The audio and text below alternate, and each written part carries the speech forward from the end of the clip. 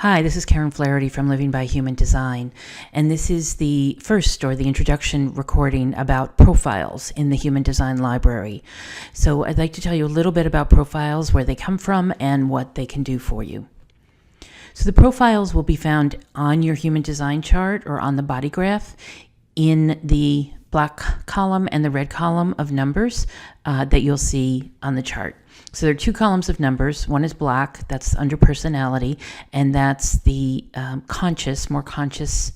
conscious gates within your chart. And then under design, we have the more unconscious gates in your chart. These are the ones in red.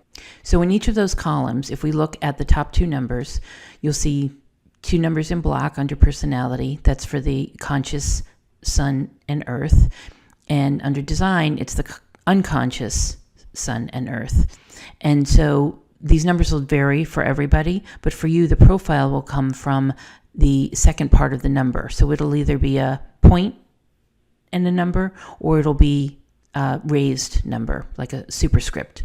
And that the first two numbers, or the first two gates, will have the same line, what this the number 2 and the number 4 here indicate. So in this example, the number 2, either point 2 or superscript 2, will be the same for both the conscious sun and earth, and it will be a different number for the unconscious or red sun and earth. So here we have point 2 for the first two numbers and point 4 for the second two numbers. On your chart, it might show up as a superscript. And what these indicate are the lines within those gates. We don't need to get into what it means to be a line in the gate, but it goes from 1 to 6. The numbers go from 1 to 6, and you'll have two of these. So 2 for the black, it'll be a number for the black side and a number for the red side. You put those two together, and that's what creates your profile. So here it would be the 2/4 as the example, and that would be the profile for this chart. So there are 12 different personality profiles in the Human Design System, and the profiles tell you about the major themes life themes that you'll encounter, and they illustrate another way in which your personality interacts with the world. So think of them as the costumes that each energy type wears. And you can imagine there are a lot of people running around with your energy type, but they each are wearing a different profile, and we can think of it as a costume. And so your profile gives you a general description of your direction through your life, your learning style, and how you relate to other people. And everyone comes into the world with a specific profile and a specific purpose. So knowing your profile can help you see some of the themes that you will encounter as you move toward fulfilling your purpose. If, for example, someone were to ask you for a description of you, your profile would provide really the most compelling and insightful snapshot. It's almost like it's more fine-tuning of your personality. And once you recognize it, you'll realize it, and you will most people embrace it wholeheartedly. So each number in a profile has a specific meaning, and the first number in your profile is an element of your personality that you'll be more consciously aware of. That's the conscious side. Those are the numbers in black.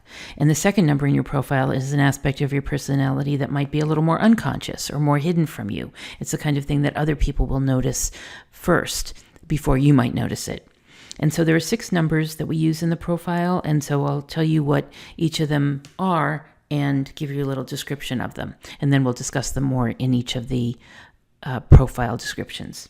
So the first hexagram, as we call it, is the number 1, and this is the investigator. And so these are people who study things deeply, and they need a solid foundation to feel secure. They're not really comfortable with change. The second one is the hermit. These are people who have natural talents and skills, but they do like to be left alone.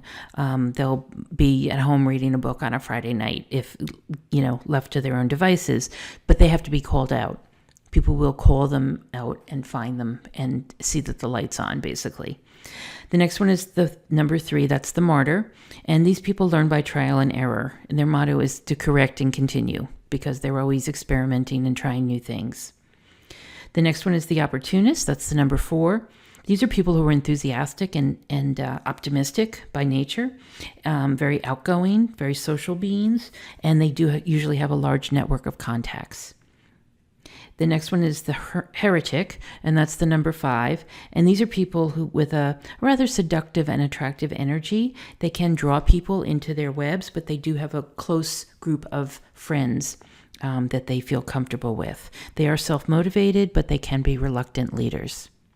And the last one is the role model. That's the number 6. They have three very distinct phases in life before they become a role model, and they become a role model after age 50. Thanks for listening, and I'll see you in the next video.